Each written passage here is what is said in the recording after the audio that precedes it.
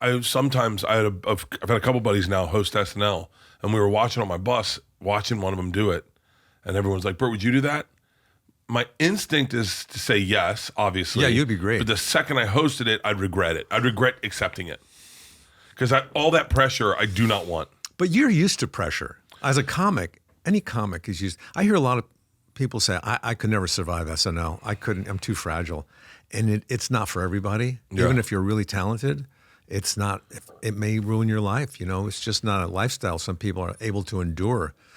I was able to do it because I thought I'd be fired like within a week. I thought, well, I won't be here that much longer. You're the longest one that ever did it. At the time, I was like 9 years. But now people like Daryl Hammond and some of these other people have been there. Horatio Sands, they've been there for like 20 years or whatever, This is the running offer I've put out there a number of times. And if Lauren ever sees this, this is the offer. I will put everything on hold, my entire career. Oh, yeah? Yeah, everything, including the TV show I'm about to start shooting. Put everything on hold to be a cast member for what the lowest pay for one season. They're all the lowest pay. Yeah, it's like how much? They make you sign a deal where they're like, "Yo, it's $700 a week." Yeah, and you sign the deal even before you audition. I know, dude. I was at the time. I don't know what I was making. I don't remember, but it was like rock bottom. It was maybe I can't even say 4,000 a show, maybe. Wow. And Lorne Michaels says, "Spend all your money on an apartment because that's where you're going to go to rest." And it took all your money to live comfortably in New York. And I had a studio apartment the first couple of years by Central Park. It was nice, but, I was hardly ever there because I was always at the studio. And then after that, I thought, I'm going to pace myself. I'm not going to be working that hard, It's not a sprint. It's a marathon. Plus, I was a stand-up. I never did a character in my life or a sketch. Really? And I just went and had to learn all that stuff. And, I was hired as a writer the first year and a feature player. They guaranteed me 7 shows, but I was on every show. And I mostly write for myself, And so, it's not a lot of money. But, yeah, you would do it for $700 a show just to be on that. Just to experience it. The shorthand you guys all have that have done it, that, I heard someone talking to J.B. Smoove about that he would pitch the same idea over and over again every week just because it was make the room laugh. I just think I think it's a cool comedy experience. Yeah. I mean, I did the same thing because you don't want to have the wind taken out of your sails by pitching, an idea that you really believe in and nobody laughs and the host goes,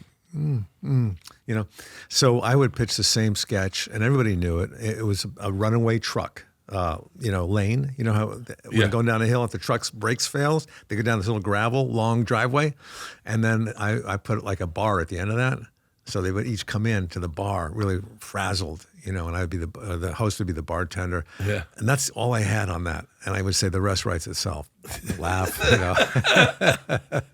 That's great. Yeah. Who's your favorite host that you had? Oh, Bert, I got to tell you, there's so many great hosts on that. I was like in heaven. You would be in heaven too. Oh. You get I had these bands I listened to growing up. My idols, like Mick Jagger, James Taylor, Eric Clapton, all these guys, Paul Simon. I'm like, oh my God, I just want to stay here as long as I can. Yeah. And the hosts, like Steve Martin at the time, and I mean, there's so many. Dolly Parton, Robert Mitchum hosted. Charlton Heston hosted once. Charlton Heston? Yeah. This is back in the 1900s. It was in the 1900s. It was the 1900s. It was the 1900s. Yeah, way back then.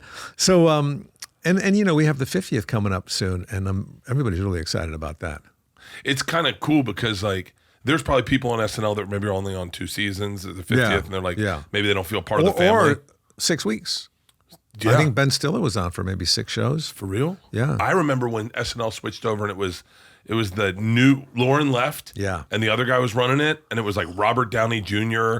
and like that. Anthony Michael Hall. Julia Louis-Dreyfus, though. I mean, they're all good. They're all talented. They're amazingly talented, obviously. But you need that synergy between the writers and the cast, and also they need that synergy between each cast member. When I came on, I was friends with Dana Carvey. He recommended me for the show. I had an audition, and I was dating Jan Hooks at the time. Jan Hooks. We'd been friends for like 6 years, probably the most underrated cast member on that show ever. I mean, she's so talented. So talented. Gorgeous.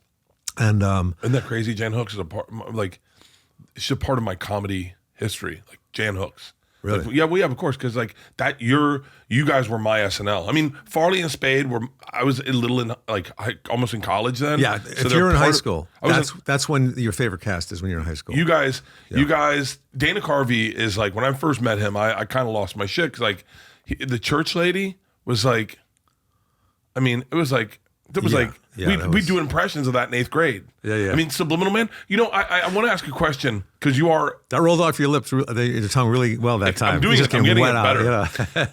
yeah. There are comedy jokes and comedy sketches that live rent free in my mind that I think of all the time. Without a doubt, number one for me is, so I figured, when's the next time I'm going to be in Haiti? Why wear a condom? The Bad Idea Jeans sketch. Yeah, Bad Idea Jeans. That's like those things. What jokes live free in your mind? Like whether it's a comedian's joke or like a sketch you saw or just a bit you saw.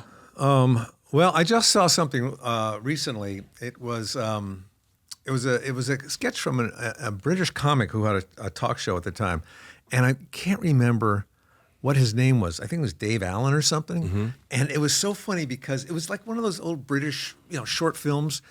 And here's this guy walking down the street, and he sees like a dollar bill or whatever it is in England under the tire of a car. He tries to get it out. He can't get it out. He's trying all different ways. He's rocking the car. He's trying to get it out with his foot. Can't get it out. So he decides that he'll go across the street to the cafe. He goes into the cafe. A lot of people in there. And he has a cup of tea. And then he sees the guy coming back to his car. And the guy pulls away. As he pulls away, everybody in that cafe went running out to get that dollar. They were all waiting in there for the dollar bill. And, but that one, just recently I saw that one. One of the jokes that really stands out in my head is one by Gary Shandling. He said, sometimes when I feel lonely, I will shave one of my legs so it feels like I'm sleeping with a woman. That's great. Yeah. And then there's a lot of sketches that when I was in SNL that I loved that I didn't even write. Like I think it's called El Cantaro. It's a Italian restaurant, and I come in there on a date with Kirstie Alley. Oh no, she's my wife.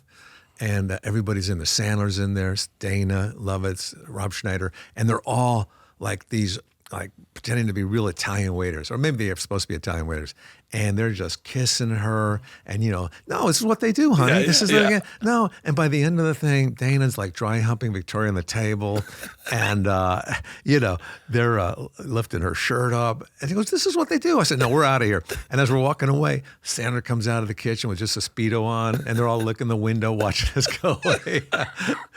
That makes me laugh. So every time I see it. You had so many great cast members you worked with. Oh, they were great. You worked with I think you worked with, and I mean I don't want to misspeak, but probably the All Stars, because you were probably in 2 seasons, right?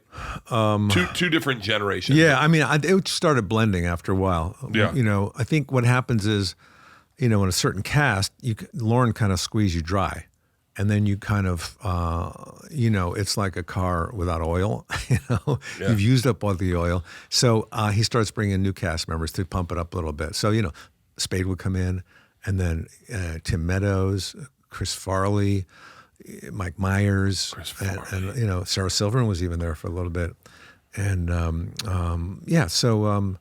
but our original cast, we were really, really tight and kind of knew each other so well. And it was exciting because it wasn't like 20 or 30 people on the cast, which there is now, I think. It's just, it was fun. And what's funny is, everybody's trying to please Lauren. You're trying to I wonder if Lauren would like this, even in your regular life. And it never goes away. Like I was buying milk the other day. I said, I wonder if Lauren would like me getting the way I got this out of the counter, out of the, the cooler, because I kind of pulled it out straight. Maybe I should have taken more time with it. Bert and Tom, Tom and Bert. One goes topless while the other wears a shirt. Tom tells stories and Bert's the machine. There's not a chance in hell that they'll keep it clean. Here's what we call 2 bears, 1 cave.